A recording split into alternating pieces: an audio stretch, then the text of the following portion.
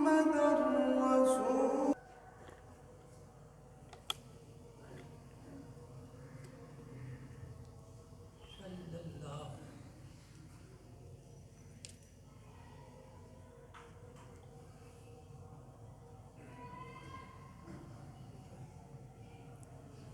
السلام علیکم ورحمۃ اللہ وبرکاتہ۔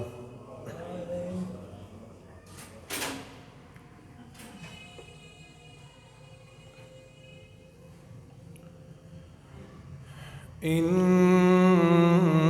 الحمد للہ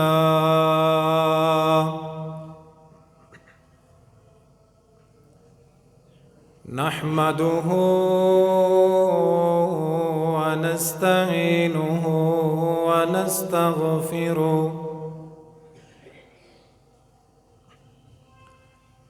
ونعوذ بالله من شرور أنفسنا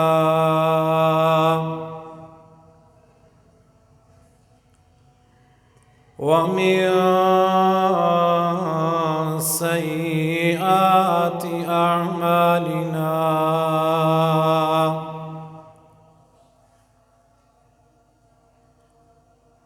من يهده الله فلا مضل له ومن يضلل فلا هادي له وأشهد أن لا إله إلا الله وحده لا شريك له وأشهد أن محمدًا عبده ورسوله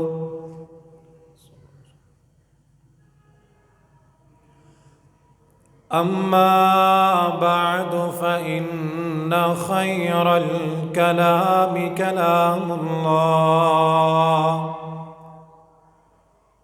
وخير الهدي هدي محمد صلى الله عليه وسلم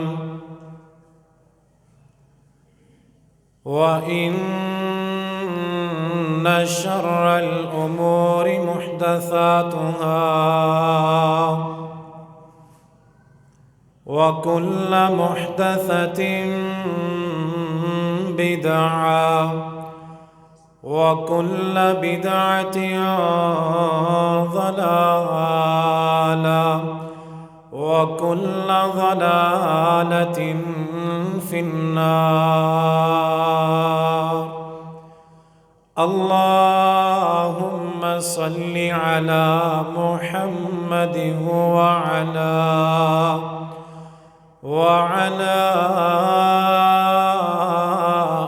آل محمد كما صليت على إبراهيم وعلى آل إبراهيم إنك حميد مجيد. اللهم بارك على محمد وعلى آل محمد كما باركت على إبراهيم وعلى آل إبراهيم إنك حميد مجيد.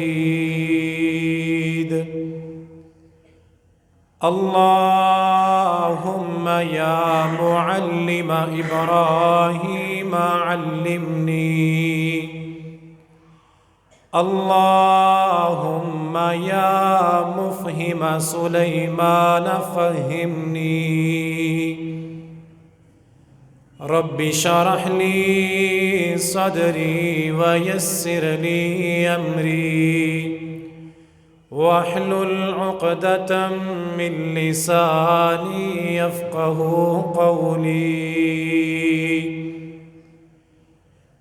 قال الله تعالى في كلامه المجيد: أعوذ بالله السميع العليم من الشيطان الرجيم. بسم الله الرحمن الرحيم. وإذ تأذن ربكم لئن شكرتم لأزيدنكم ولئن كفرتم إن عذابي لشديد. وقال النبي صلى الله عليه وسلم: من لم يشكر الناس لم يشكر الله. آمنت بالله صدق الله يا رب العالمين وصدق رسوله النبي الكريم ونحن على ذلك من الشاهدين والشاكرين والحمد لله رب العالمين.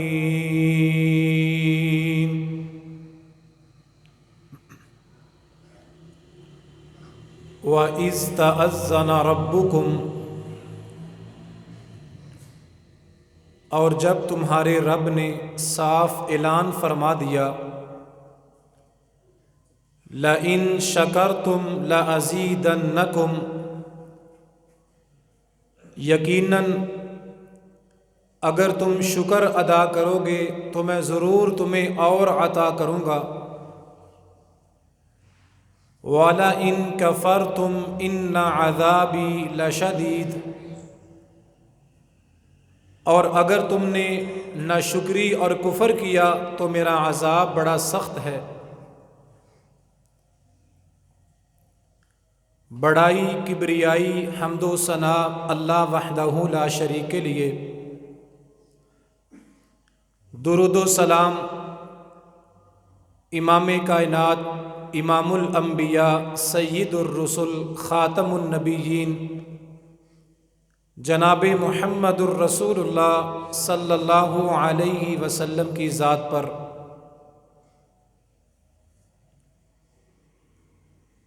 نیکی کرنے والے، احسان کرنے والے، مشکل وقت میں کام آنے والے، ساتھ دینے والوں کا شکر ادا کرنا یہ اللہ کے پیغمبر کی سنت بھی ہے اور آپ کا حکم بھی ہے. کسی انسان کے لیے اس کائنات میں سب سے بڑا محسن اور سب سے بڑا نیکی کرنے والا اللہ ہے. سب سے پہلے اور سب سے زیادہ شکر اللہ کی ذات کا کرنا چاہیے، اور اللہ کی ذات کے شکر کا طریقہ انسان اپنی زبان سے بھی کہے الحمدللہ، اپنے دل سے بھی مانے کہ مجھے جو نعمتیں نصیب ہوئی ہیں یہ فقط میرے مولا اور میرے رب کا کرم ہے. اور انسان اپنے عمل سے بھی اللہ کی فرما برداری کر کے اپنے عمل کے ساتھ بھی اللہ کا شکر ادا کرے. اللہ تعالیٰ کے بعد ہمارے لیے سب سے بڑے محسن، ہمارے سب سے زیادہ خیر خواہ امام الانبیاء جناب محمد الرسول اللہ صلی اللہ علیہ وآلہ وسلم ہیں. آپ نے ہمیں ہدایت کا راستہ بتایا، آپ نے ہمیں نیکی اور بدی کی پہچان کروائی، آپ نے ہمیں اللہ کی معرفت بتائی، اور آپ ہمارے لیے اللہ سے بخشش کی دعائیں کرتے رہے، اور آپ قیامت کے دن بھی ہم پہ احسان فرمائیں گے کہ ہمارے لیے اللہ سے سفارش کریں گے۔ اللہ کے بعد اللہ کے پیغمبر علیہ الصلاۃ والسلام کا شکریہ ادا کرنا یہ بھی نبی کے امتی کا فرض اور ذمہ داری ہے۔ اور نبی مکرم صلی اللہ علیہ وآلہ وسلم کا شکریہ ادا کرنے کا طریقہ آپ کی سنت پہ عمل کرنا، آپ کے بتائے ہوئے دین کی پابندی اور پیروی کرنا، اور نبی مکرم علیہ السلام کا شکریہ ادا کرنے کے لیے زیادہ سے زیادہ اللہ کے پیغمبر علیہ السلام پہ درود و سلام پڑھنا ہے۔ جو مسلمان اللہ کے پیغمبر علیہ الصلاۃ والسلام پہ جتنا زیادہ درود پڑھتا ہے وہ اتنی ہی نبی سے محبت کرنے والا اور نبی کا شکریہ ادا کرنے والا ہے۔ اللہ کے بعد اور اللہ کے رسول صلی اللہ علیہ وسلم کے بعد بندے کا شکریہ ادا کرنے کے سب سے زیادہ حقدار والدین ہیں۔ والدین جو ہمیں پالتے ہیں، پوستے ہیں، دنیا میں ہماری پیدائش کا ذریعہ بنے ہیں، اللہ اور اس کے رسول کے بعد میرے اور آپ کے شکریہ کے سب سے بڑھ کے حقدار والدین ہیں۔ اگر زندہ ہیں ان کی خدمت کر کے، ان کو خوش کر کے، ان کے حکموں کی پابندی کر کے، ان کو راضی کر کے ان کا شکریہ ادا کرنا چاہیے۔ اگر وہ فوت ہو چکے ہیں ان کے لیے صدقہ جاریہ کرنا، ان کے لیے دعائیں کرنا، ان کے لیے بخشش و رحمت کی دعا کرنا، یہ والدین کے ساتھ شکریہ کرنے کا انداز ہے۔ اور والدین کے بعد کوئی مسلمان، کوئی انسان، دنیا میں کوئی بندہ میرے اور آپ کے کام آ جائے، ہمارے لیے کوئی خدمت کر دے، مشکل وقت میں ہمارے ساتھ کھڑا ہو جائے، مصیبت کی گھڑی میں ہمارا تعاون کر دے، اس تعاون کرنے والے، کام آنے والے، احسان کرنے والے انسان کا بھی شکریہ ادا کرنا میرا اور آپ کا فرض اور ذمہ داری ہے۔ اچھے لوگ، خاندانی لوگ، عزت دار لوگ اپنے محسن کو کبھی فراموش نہیں کرتے۔ خاندانی لوگ کام آنے والوں کی نیکی کو یاد رکھتے ہیں۔ غیرت مند لوگ، عزت دار لوگ بلائی کرنے والے، کام آنے والے، احسان کرنے والے کے احسان کو یاد رکھتے ہیں اور اس کا شکریہ ادا کرتے ہیں۔ 3 صحابہ کرام کے واقعات خطبہ جمعہ میں بیان کرنے ہیں کہ ان 3 صحابیوں نے کس طرح مشکل گھڑی میں مصیبتیں، پریشانیاں، تکلیفیں برداشت کر کے اللہ کے نبی اور اسلام کا ساتھ دیا، اور پھر اللہ کے پیغمبر علیہ الصلاۃ والسلام نے اپنے ان 3 مخلص اور وفادار صحابہ کا کس طرح شکریہ ادا کیا۔ بندے کا شکریہ ادا کرنا، احسان کرنے والے کا شکریہ ادا کرنا، کام آنے والے، مشکل گھڑی میں ساتھ کھڑے ہونے والے کا شکریہ ادا کرنا، یہ امام الانبیاء صلی اللہ علیہ وسلم کی سنت ہے۔ سب سے پہلے صحابی جن کا نام ہے جناب زید بن حارثہ رضی اللہ تعالی عنہ، بڑے غریب صحابی،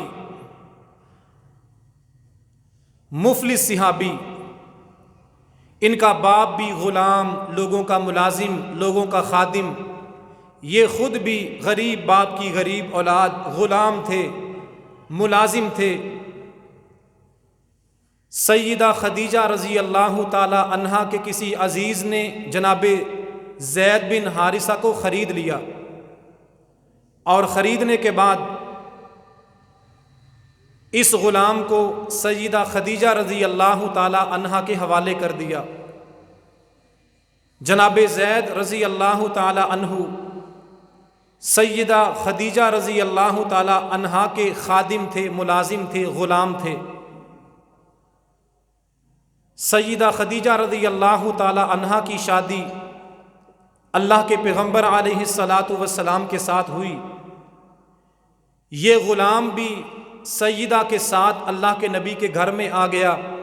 سیدہ خدیجہ نے اپنے غلام، اپنے خادم جناب زید رضی اللہ تعالی عنہ کو اللہ کے نبی کے حوالے کر دیا کہ یہ آپ کا ملازم، یہ آپ کی خدمت کرے گا۔ یہ بیچارے بکتے بکاتے فروخت ہوتے ہوئے اللہ کے پیغمبر کے گھر میں پہنچ گئے۔ ان کے والدین کو خبر نہیں کہ ہمارا بیٹا کہاں ہے۔ کسی نے بتایا، پتہ چلا آپ کا بیٹا فلاں گھر میں فلاں بندے کے پاس غلام ہے۔ جناب زید رضی اللہ تعالی عنہ کے والد اور ان کے چچا اور ان کے بھائی اللہ کے پیغمبر کے پاس حاضر ہوئے۔ جامع ترمذی کی روایت، جناب زید رضی اللہ تعالی عنہ کے بھائی جبلہ بن حارثہ بیان کرتے ہیں، قدمت علی رسول اللہ صلی اللہ علیہ وسلم فقلت یا رسول اللہ ابعث معی اخی زیدہ۔ جناب زید کے بھائی اللہ کے پیغمبر کے سامنے حاضر ہوئے اور کہنے لگے، اے اللہ کے پیغمبر، ہمارے بھائی کو ہمارے ساتھ بھیج دیں۔ بڑی دیر سے جدائی ہے، بڑی دیر سے بچھڑا ہے، ہمیں پتہ چلا آپ کے پاس ہے، ہمارا خاندان اس کی جدائی سے پریشان ہے، آپ اس کو ہمارے ساتھ بھیج دیں۔ آپ نے فرمایا، ہوا ذاک فَإِنْ انطلق مَعَكَ لَمْ أَمْنَعْ۔ یہ زید آپ کے سامنے کھڑا ہے، میری طرف سے اجازت ہے، ان کو اپنے ساتھ لے جائیں، اگر یہ جانا چاہے مجھے کوئی اعتراض نہیں، میں اس کو نہیں روکتا۔ جناب زید رضی اللہ تعالی عنہ سے پوچھا گیا، آپ کا بھائی، آپ کا باپ آپ کو لینے کے لیے آیا ہے، جانا چاہتے ہیں؟ جناب زید رضی اللہ تعالی عنہ نے کیا جواب دیا؟ یا رسول اللہ صلی اللہ علیہ وسلم، واللہ لا اختار علیک احد۔ اللہ کے پیغمبر، میں آپ کی غلامی کو چھوڑنا پسند نہیں کرتا۔ میں آپ کا غلام بن چکا ہوں، آپ کا مرید بن چکا ہوں، آپ کے ہاتھ پہ اسلام قبول کر چکا ہوں۔ میں اپنے گھر میں اپنے والدین کے پاس جانے کی بجائے آپ کے پاس رہنے کو ترجیح دیتا ہوں۔ اللہ کے پیغمبر علیہ الصلاۃ والسلام کے ساتھ وفا کی جناب زید نے۔ کس دور میں؟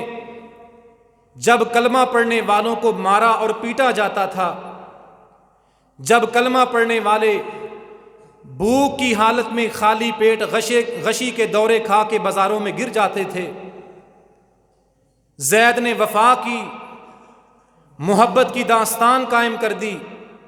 باپ اور بھائی سامنے ہیں، کہا آپ کے ساتھ جانا پسند نہیں، اللہ کے پیغمبر کی خدمت اور نوکری کرنا پسند ہے۔ باپ کو غصہ آیا، ناراض ہوا کہ غلامی کی زندگی جینا کیسے پسند کر لیا۔ جناب زید رضی اللہ تعالی عنہ نے فرمایا، اللہ کی قسم، صرف باپ اور خاندان نہیں، ساری دنیا کے خزانے میرے سامنے ہوں، مجھے پیش کیے جائیں، ساری کائنات کے خزانے چھوڑ سکتا ہوں، جناب محمد الرسول اللہ صلی اللہ علیہ وسلم کی غلامی نہیں چھوڑ سکتا۔ یہ ہے وفا صحابہ کی، یہ ہے صحابہ کی محبت۔ صحابی نے مشکل وقت میں نبی کا ساتھ دیا، صحابی مشکل وقت میں نبی کے ساتھ کھڑا ہوا، مارے کھائیں، بھوک برداشت کی، سارے مصیبتیں غم سہ لیے، نبی کا ساتھ نہیں چھوڑا۔ پھر نبی علیہ السلام نے وفا کرنے والوں کو، مخلص اور جاں نثار لوگوں کو، مشکل وقت میں ساتھ کھڑے ہونے والوں کو کس طرح شکریہ ادا کیا۔ اللہ کے پیغمبر نے جناب زید رضی اللہ تعالی عنہ کا ہاتھ پکڑا، اسی موقع پر بیت اللہ میں لے گئے اور بیت اللہ میں جا کے بلند آواز سے کہا، لوگو یہ زید میری خاطر اپنا کنبہ اور قبیلہ چھوڑ کے آ گیا ہے، آج کے بعد میں زید کو اپنا منہ بولا بیٹا بنا لیتا ہوں۔ نبی نے محبت کا، جانثاری کا، خلوص کا جواب دیا، اس کو اپنا بیٹا بنا لیا۔ آگے جناب زید رضی اللہ تعالی عنہ کی شادی ہوئی، اللہ نے ان کو بیٹا عطا فرمایا جن کا نام اسامہ بن زید رضی اللہ تعالی عنہما۔ اللہ کے پیغمبر جناب زید رضی اللہ تعالی عنہ کے بیٹے اسامہ کے ساتھ بھی بڑی محبت اور پیار کیا کرتے تھے کہ یہ میرے جان نثار اور مخلص ساتھی کا بیٹا ہے۔ اسامہ کے باپ نے مشکل وقت میں میرا ساتھ دیا تھا، اسامہ کا باپ پریشانی کے حالات میں میرے ساتھ کھڑا ہوا تھا، باپ کی نیکی کی وجہ سے اللہ کے پیغمبر اس کے بیٹے کے ساتھ بھی محبت کیا کرتے تھے کہ اس کے باپ کا میرے اوپر احسان تھا۔ دوسرے صحابی جناب بلال رضی اللہ تعالی عنہ، جن صحابہ نے، جن مسلمانوں نے مشکل وقت میں کلمہ پڑھا اور کلمہ پڑھنے کی وجہ سے مارے کھائیں، تکلیفیں برداشت کیں، اللہ کے پیغمبر نے ان کا شکریہ ادا کیا، ان کی قدر فرمائی، ان کے احسان کو یاد رکھا۔ جناب بلال رضی اللہ تعالی عنہ من السابقین الی الاسلام من الذین استضعفوا، بلال کون ہیں؟ الذین عذبوا لیترکوا الاسلام۔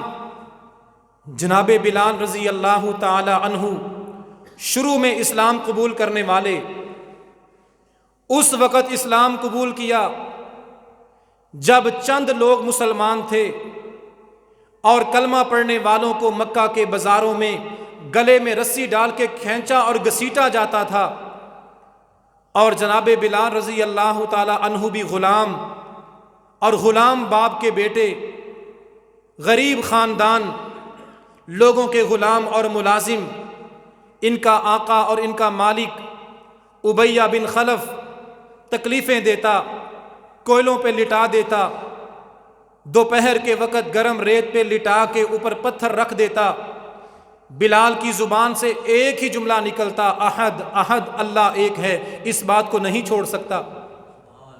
اور امیہ نے کہا بلال صرف ایک دفعہ اسلام کا انکار کر دے، نبی کا ساتھ چھوڑ دے، تجھے آزاد کر دوں گا۔ کہا ایسی آزادی مجھے پسند نہیں ہے جو نبی کا انکار کر کے ملے۔ جناب بلال رضی اللہ تعالی عنہ نے کلمہ پڑھا، مشکل وقت میں نبی علیہ السلام کا ساتھ دیا، اسلام کے نام پہ ہر تکلیف کو برداشت کیا، اور اللہ کے پیغمبر فرماتے ہیں جس دور میں، جن حالات میں، جس وقت میں بلال نے میرا ساتھ دیا تھا وہ اتنا مشکل وقت تھا، اتنے پریشان کن حالات تھے۔ وَلَقَدْ أَتَتْ عَلَيَّ ثَلَاثُونَ مِن بَيْنِ يَوْمٍ وَلَيْلَةٍ وَمَا لِيَ وَلَا لِبِلَالٍ طَعَامٌ يَأْكُلُهُ ذُو كَبِدٍ۔ اللہ کے پیغمبر نے فرمایا جس وقت اور جن مشکل حالات میں بلال نے کلمہ پڑھ کے میرا ساتھ دیا، مارے کھائیں، وہ وقت تھا 30 دن اور 30 راتیں مجھے اور بلال کو کھانے کے لیے ایک روٹی نہیں ملا کرتی تھی۔ اور بلال کا آقا بلال کو دنیا کے خزانوں کی پیشکش کرتا کہ بلال بھوکا کیوں مر رہا ہے، نبی کا ساتھ چھوڑ دے، تجھے دنیا کی ہر نعمت عطا کر دوں گا۔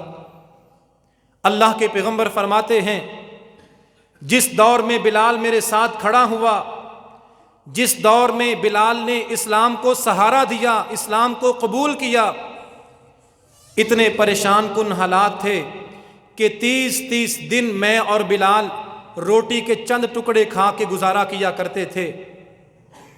وَخَرَجَ النَّبِيُّ صلی اللہ علیہ وسلم ہاربا من مکہ ومعہ بلال۔ پھر اللہ کے پیغمبر کو مکہ سے نکالا گیا، پریشان کر کے، پتھر مار کے مکہ سے نکالا گیا۔ اللہ کے پیغمبر فرماتے ہیں جب مکہ سے نکلے اس وقت پتھر کھانے میں بلال میرے ساتھ تھا، پتھر کھائے، بھوک برداشت کی، تکلیفوں کو سہ لیا، لیکن نبی کا ساتھ دیا۔ اب نبی علیہ السلام نے ساتھ دینے والے، کام آنے والے، مشکل وقت میں ساتھ کھڑے ہونے والے، مخلص، وفادار، جان نثار، خلوص کرنے والے ساتھیوں کی نیکی پر، ان کے احسان پر کس طرح ان کو یاد رکھا اور کس طرح شکریہ ادا کیا۔ فتح مکہ کا موقع آیا، مکہ فتح ہوا، اللہ کے پیغمبر علیہ السلام کے ساتھ 1,00,000 سے زیادہ صحابہ مکہ میں داخل ہوئے، خانہ کعبہ کے قریب پہنچے۔ اللہ کے پیغمبر علیہ السلام خانہ کعبہ میں بیت اللہ کا دروازہ کھولتے ہیں، 1,00,000 سے زیادہ صحابہ اور مجمع موجود ہے۔ بلال کو مارے کھاتے ہوئے بڑے سال گزر گئے، جناب زید کو کلمہ پڑے ہوئے بڑا عرصہ گزر گیا، کئی سالوں کے بعد مکہ فتح ہوا، لیکن نبی نے پرانے جان نثاروں کو فراموش نہیں کیا۔ نبی نے احسان کرنے والے، مشکل وقت میں ساتھ کھڑے ہونے والوں کو کبھی بلایا نہیں۔ مکہ فتح ہوا، بڑے بڑے اونچی شان اور اونچے مقام والے صحابہ بیت اللہ میں موجود تھے۔ اللہ کے پیغمبر علیہ السلام بیت اللہ کے اندر داخل ہوئے، وہ کمرہ، وہ جگہ جس کا طواف کرتے ہیں اس کے اندر آپ داخل ہوئے، اور داخل ہوتے ہوئے اپنے دائیں بائیں کن کو کھڑا کیا؟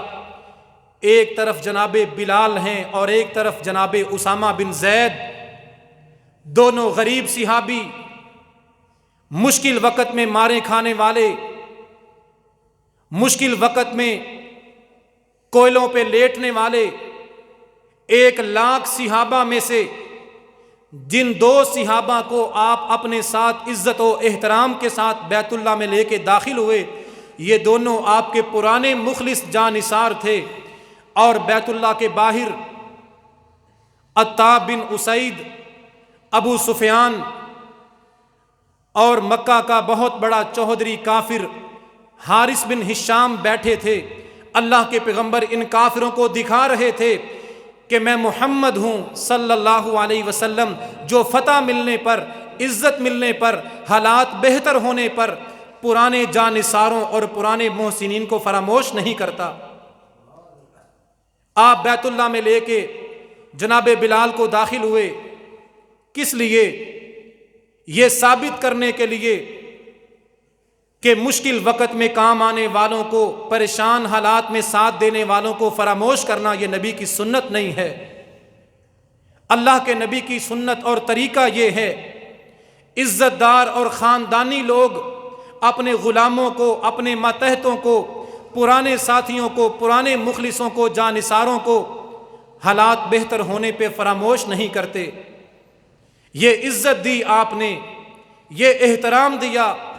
سارے صحابہ کا مجمع دیکھ رہا ہے، امام الانبیاء بیت اللہ میں داخل ہو رہے ہیں، اور ساتھ دائیں بائیں دونوں غلام باپ کے غلام بیٹے، صحابہ میں سے سب سے غریب اور مسکین صحابی اللہ کے نبی کے ساتھ بیت اللہ میں عزت کے ساتھ داخل ہو رہے ہیں، کافروں کو دکھانے کے لیے کہ یہ وہی بلال ہے جس کو کلمہ پڑھنے پہ تم مکہ کے بازاروں میں گھسیٹا کرتے تھے۔ آپ نے وفاداری کا جواب دیا، احسان کرنے والوں کے احسان کو فتح مکہ کے موقع پہ یاد رکھا، اور پھر آپ علیہ السلام نے جناب بلال کے احسان، بلال کی نیکی کا جواب دینے کے لیے جناب بلال کو حکم دیا، بلال ان کافر سرداروں کے سامنے خانہ کعبہ کی چھت پہ چڑھ جا اور بلند آواز سے اذان دے کے لوگوں کو بتا دے، میں وہی بلال ہوں جس نے کلمہ پڑھا تھا، تم مجھے مکہ کے بازاروں میں گلے میں رسی ڈال کے گھسیٹا کرتے تھے، مکہ کی چوٹی پر خانہ کعبہ کی چھت میں اذان دے کے لوگوں کو بتا دے کہ اسلام عزت دینے والا ہے اور نبی اپنے احسان کرنے والوں کو یاد رکھتا ہے۔ آپ نے خانہ کعبہ کی چھت پہ چڑھ کے اذان دی، 1,00,000 صحابہ بیت اللہ کے صحن میں موجود تھے، کسی اور کا انتخاب بھی ہو سکتا تھا، کسی اور کو بھی بیت اللہ کی چھت پہ چڑھ کے اذان کہنے کا حکم ہو سکتا تھا۔ یہ بلال کے احسان تھے، بلال کی وفاداری تھی، بلال کی جان نثاری تھی، بلال کی نبی کے ساتھ محبت، اسلام کے ساتھ خلوص تھا کہ اللہ کے پیغمبر حالات بہتر ہونے پر، فتح ملنے پر، عزت ملنے پر، حکومت ملنے پر اپنے کارکن کو، اپنے ملازم کو، مشکل وقت میں مار کھانے والے کو فراموش نہیں کرتے، بلکہ عزت کے ساتھ اس کو خانہ کعبہ کی چھت پہ چڑھ کے اذان دینے کا حکم دیتے ہیں۔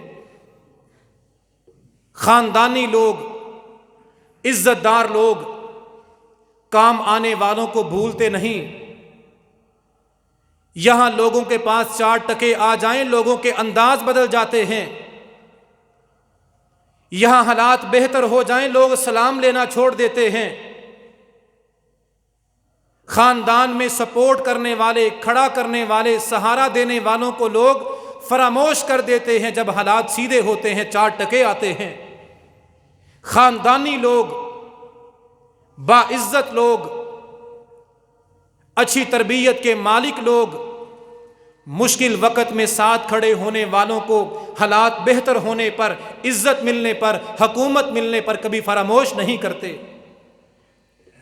1.25 لاکھ صحابہ میں سے اللہ کے پیغمبر نے 2 صحابہ کو چنا کہ بیت اللہ کے اندر جا کے 2 نفل پڑھیں گے۔ کون ساتھ کھڑا ہوگا؟ بلال اور اسامہ بن زید، دونوں غریب باپ کے، غلام باپ کے غلام بیٹے۔ ان دونوں کو بیت اللہ میں داخل کیا، چھت پہ چڑھ کے اذان دینے کا حکم دیا، ان کے احسان، ان کے خلوص، ان کی وفاداری کا شکریہ ادا کرنے کے لیے۔ حالات سیدھے ہو جائیں، 4 ٹکے آ جائیں، رشتہ داریوں کو ختم کرنے والے عزت دار لوگ نہیں ہوتے۔ مشکل وقت میں تو رشتہ داریاں قائم رہتی ہیں، جب مال دولت آتی ہے لوگ غریب مسکین رشتہ داروں کو فراموش کر دیتے ہیں۔ مالدار کا کتا بھی مر جائے تو افسوس کرنے کے لیے پہنچ جاتے ہیں، غریب کی ماں بھی مر جائے تو کوئی کندھا دینے کے لیے حاضر نہیں ہوتا۔ میرے نبی کی سیرت کا پہلو یہ ہے، اللہ کے پیغمبر مکہ سے ہجرت کر رہے ہیں، ساتھ غریب اور غلام بلال کھڑا ہے۔ اللہ کے پیغمبر فاتح بن کر، مکہ کے حکمران بن کر مکہ میں داخل ہو رہے ہیں، اس موقع پر بھی بلال ساتھ ہے جو سب سے غریب اور غلام ہے۔ بڑوں کی شادی ہوتی ہے،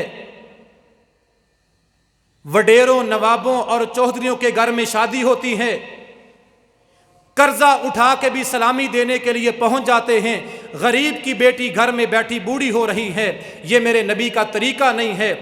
پرانے سنگیوں کو، پرانے یاروں کو، وفاداروں کو، جانثاروں کو، ساتھ کھڑے ہونے والوں کو اچھے حالات میں یاد رکھنا، ان کے احسان کا شکریہ ادا کرنا، ان کو عزت دینا، ان کی نیکی پہ ان کی قدر کرنا، یہ میرے نبی کی سنت اور میرے نبی کا طریقہ ہے صلی اللہ علیہ وسلم۔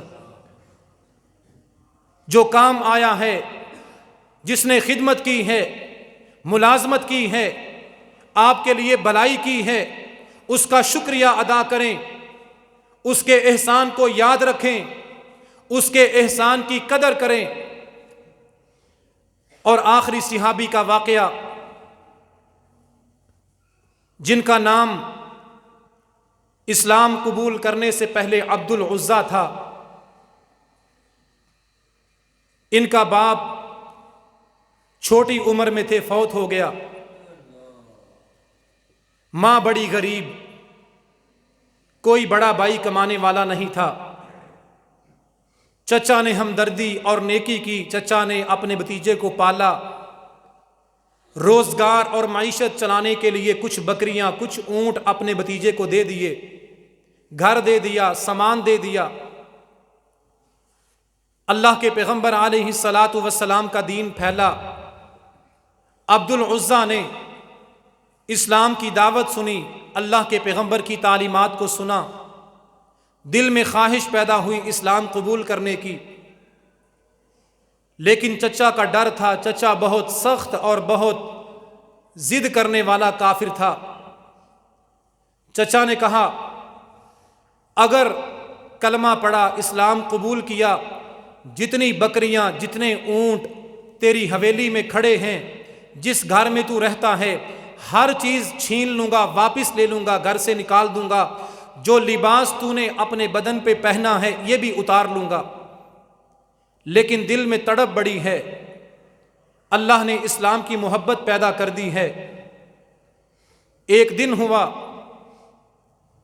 کلمہ پڑھ لیا، اسلام قبول کر لیا، چچا نے گھر، مال، مویشی، اونٹ، بکریاں واپس لے لیں۔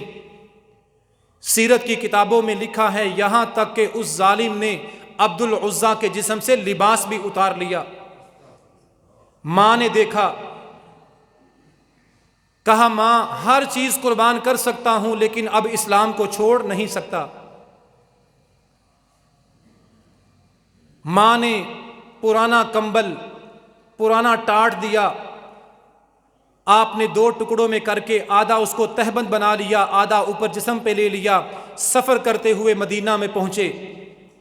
اللہ کے پیغمبر علیہ السلام کی مسجد میں جا کے ڈیرا لگایا۔ صحابہ نے بتایا اللہ کے پیغمبر گھر میں ہیں، نماز پڑھنے کے لیے تشریف لائیں گے۔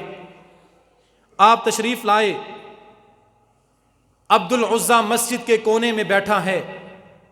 آپ نے پوچھا من انتا، کون ہو، کہاں سے آئے ہو؟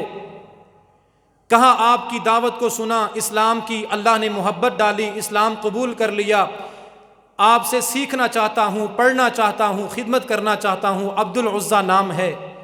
آپ نے فرمایا آج کے بعد تیرا نام عبداللہ ہوگا، اور ساتھ آپ نے محبت کے ساتھ کہا ذوالبجادین، 2 کمبلوں والا، 2 ٹاٹوں والا، جسم پہ 2 کمبل اور ٹاٹ لینے والا، یہ پیار سے آپ نے نام لے لیا۔ پھر کیا ہوا؟ اسلام کے لیے ہر چیز قربان کر کے آنے والا، اسلام کے لیے گھر بار، مال مویشی چھوڑ کے آنے والا، کنبہ قبیلہ چھوڑ کے آنے والا، حتیٰ کہ خالی جسم لے کے آنے والا، اللہ کے پیغمبر کی مسجد میں رہنے لگا۔ آپ نے ان کو اصحاب صفہ میں شامل کر لیا، دین پڑھتے تھے، قرآن کی تعلیم حاصل کرتے تھے۔ دن گزرے، وقت گزرا، غزوہ تبوک کا موقع آیا۔ اللہ کے پیغمبر علیہ السلام صحابہ کرام کو جنگ کی تیاری کا حکم دیتے ہیں۔ یہ جناب عبداللہ ذوالبجادین جنہوں نے مشکل وقت میں اسلام قبول کیا، پریشان کن حالات میں کلمہ پڑھا، اسلام کی محبت میں دنیا کی ہر چیز قربان کر کے چھوڑ چھاڑ کے آ گئے۔ آپ نے اللہ کے پیغمبر علیہ السلام سے فرمایا کہ میرے لیے دعا کر دیں کہ اللہ مجھے بھی اس جنگ میں شہادت عطا کر دے۔ آپ نے کسی درخت کی ٹہنی منگوائی، اس کو آپ کے بازو پہ باندھا اور کہا اے اللہ میں تجھ سے دعا کرتا ہوں کہ عبداللہ کا خون کافروں پہ حرام کر دے، کافر اس کو قتل نہ کر سکے۔ آپ نے فرمایا اللہ کے پیغمبر یہ میری خواہش نہیں، تمنا یہ ہے شہادت ملے۔ آپ نے فرمایا عبداللہ تیری جانثاری، تیری وفاداری، اسلام کے لیے تیری محبت اور قربانی مجھے یاد ہے۔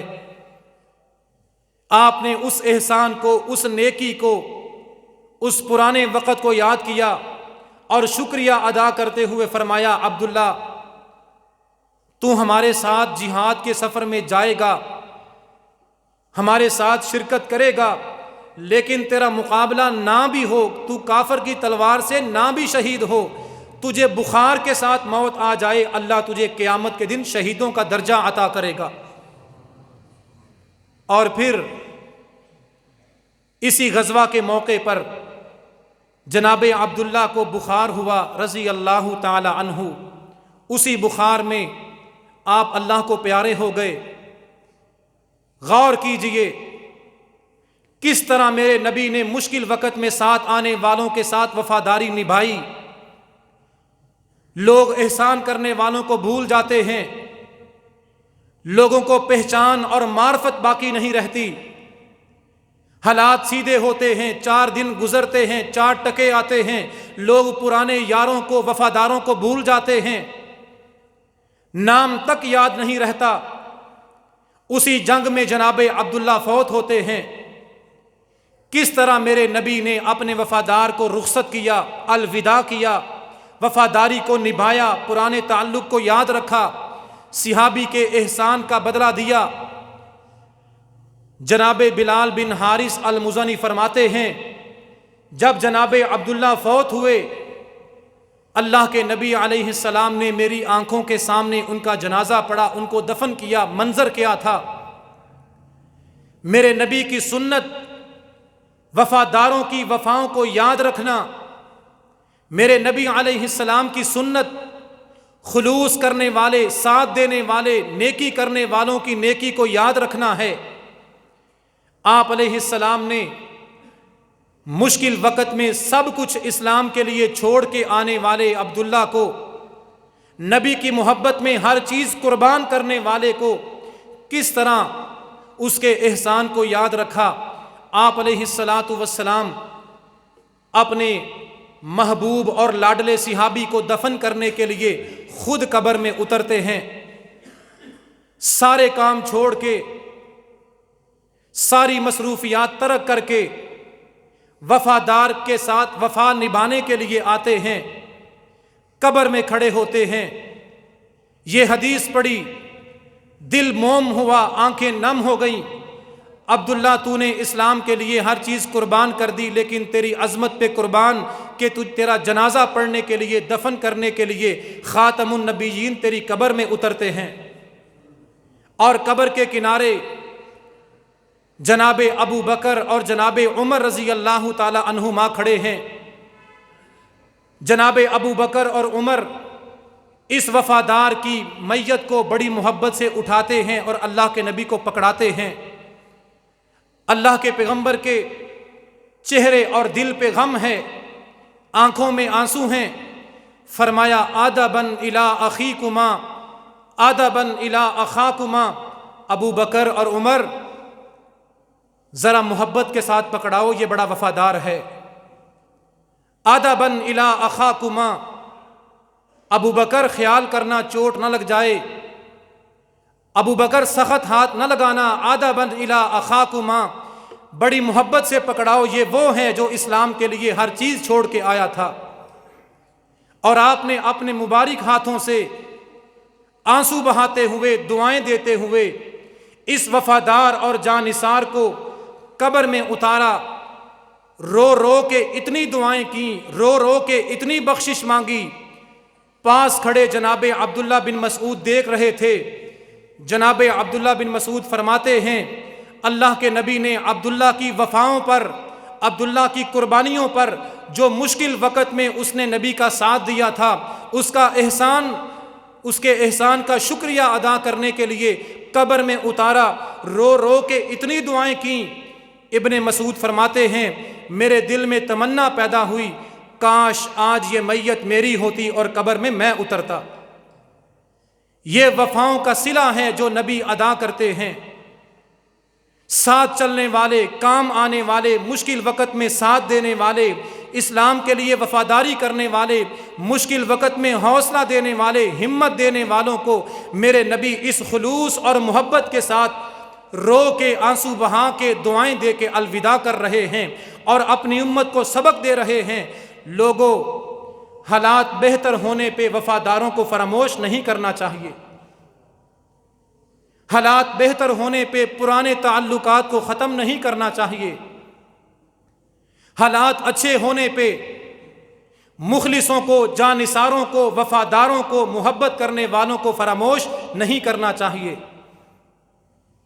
لیکن آج مسلمانوں کی حالت اس کے خلاف ہے۔ جو چور ہے، ڈاکو ہے، سرمایہ لوٹنے والا ہے، ملک اور قوم کو دیوالیہ کرنے والا ہے، مسلمانوں کو پریشان کرنے والا ہے، اس کو سلام ہے، اس کے لیے پھولوں کی پتیاں نچھاور ہوتی ہیں۔ اور ایٹم بم بنانے والا بیچارہ ساری زندگی نظر بندی اور قید میں فوت ہو گیا۔ جو جتنا بڑا چور ہے اس کے لیے اتنا بڑا پروٹوکول ہے، جو جتنا بڑا ڈاکو ہے اس کے لیے اتنا بڑا احترام ہے، اور جو وفادار ہے، جو کچھ کرنے والا ہے، جو ملک اور قوم کے لیے کام آنے والا ہے، وہ بیچارہ مجرم بن کے دنیا سے رخصت ہو رہا ہے۔ ڈاکٹر عبد القدیر رحمت اللہ علیہ، لوگ کہتے ہیں اشتہار پہ یہ موضوع لکھا، آخر میں بات کر دیتے، موضوع لکھنے کی کیا ضرورت تھی؟ آج اگر میں اور آپ اس مسجد میں جمعہ پڑھ رہے ہیں، میں آزادی کے ساتھ، خود مختاری کے ساتھ، اپنی مرضی سے جو مرضی بیان کر رہا ہوں، اس میں اللہ کے اس ولی کا ہاتھ ہے جس نے پاکستان کو ایٹم بم بنا کے محفوظ کر دیا ہے۔ ملک شام تباہ ہو گیا، لیبیا اجڑ گیا، عراق کی مسجدیں ویران ہو گئیں، عراق کے علماء کو پھانسی کے پھندوں پہ لٹکا دیا گیا، عراق کے شیوخ الحدیث کو زندہ بمبوں سے اڑا دیا گیا۔ آج اگر پاکستان میں ہم نمازیں پڑھ رہے ہیں، کاروبار کر رہے ہیں، آزادی سے جمعہ پڑھ رہے ہیں، مسجدیں آباد ہیں، مدارس آباد ہیں، کوئی دنیا کا بدماش پاکستان پہ حملہ کرنے کی جرت نہیں کر رہا، اس میں احسان ہے، خلوص ہے، محبت ہے، وفاداری ہے عبد القدیر رحمت اللہ علیہ کی۔ لیکن قوم نے وفاداری نہیں کی، اس کو مجرم بنا کے نظر بند کر دیا، قید کر دیا۔